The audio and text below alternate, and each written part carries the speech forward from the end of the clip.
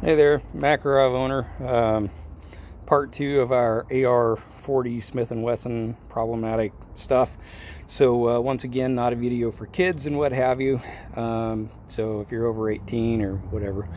Now let's see. I was moving on to ammunition. So had a few different problems with ammunition. I had to shorten the overall length from like 1.129 down to like 1.0, so it's about 1/8 of an inch drop in overall length of the built cartridge. I want to share another thing too. So this is the regular brass casing, right? Standard length. I'm going to show you what a reloaded aluminum casing looks like when it's failed. And should be able to see that. So you got the bottom extracts and the top is out, but that did not extract on its own.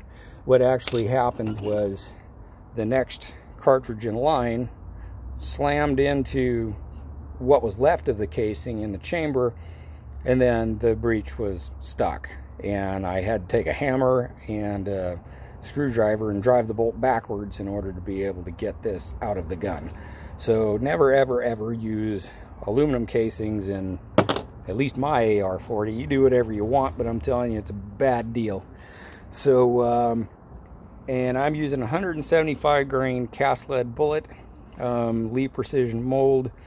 I'm using Hodgdon Clay's powder, and my loads are reduced because of the reduced overall length of the cartridge, but I'm a more advanced reloader, and I basically built up a maximum load, and it functions my rifle just fine that way. So let's see, my buffer, where is that? Right there. So we have a 5.6 ounce buffer that was from Delta Team, and a carbine spring, and I'm not having any problem with the buffer versus the bolt in my loads, because like I say, I built up maximum loads, and that seems to be working fine in that combination. I have an Anderson trigger group. Only problem that I'm having with the Anderson trigger group part was the retainer pin for the buffer back here sheared itself off, so it won't retain the buffer anymore. I'm going to have to get that replaced.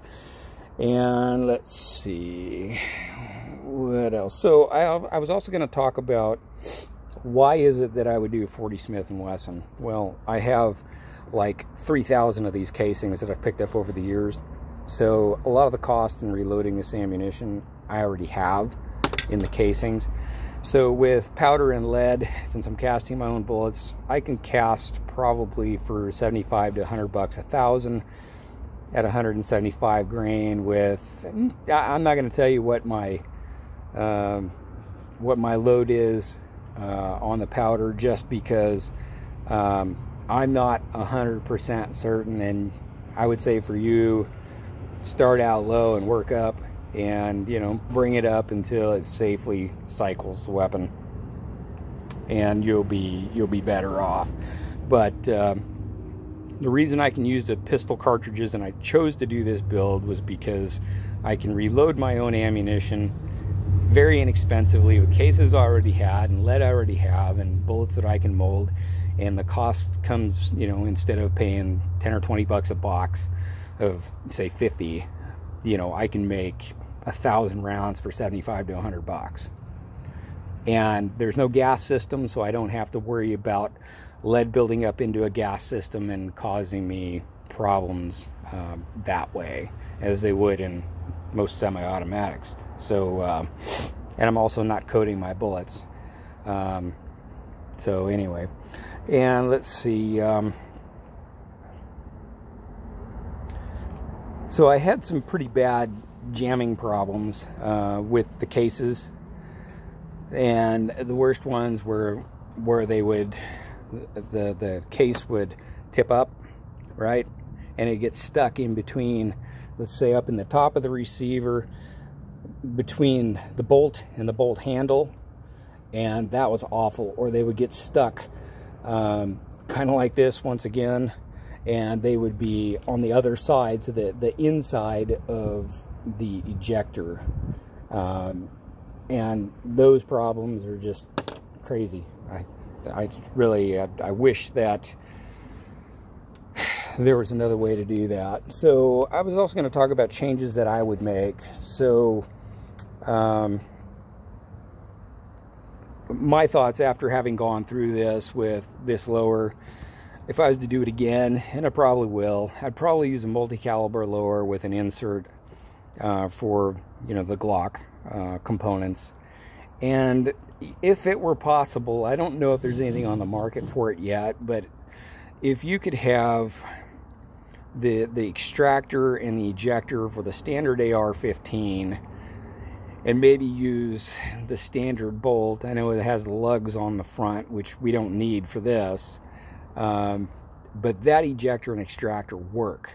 So if it were possible to have those items, somebody probably ought to make one. It ain't gonna be me. I might make one for home use if I can figure out how to do that properly, but that's what I would do. So anyway, that's a whole list of things. And I really liked, I got this brass catcher a while back. I really like that because even if I'm just working out bugs here at the house and I'm just kind of dry cycling, maybe even fake cases, you know, just lead and brass, no explosive primers or anything in there, but just put together lead and brass to work bugs out. I like this because then I can just catch it. Another thing that I really got rid of pretty quick was the little door, the little dust cover. That was causing me more problems than I wanted, and having to deal with that, and I just said screw it, and I just stripped it off there. But I think that's about the end of it. So, you know, if this helps, then good. Appreciate your time. Have a good day. Thanks. Bye.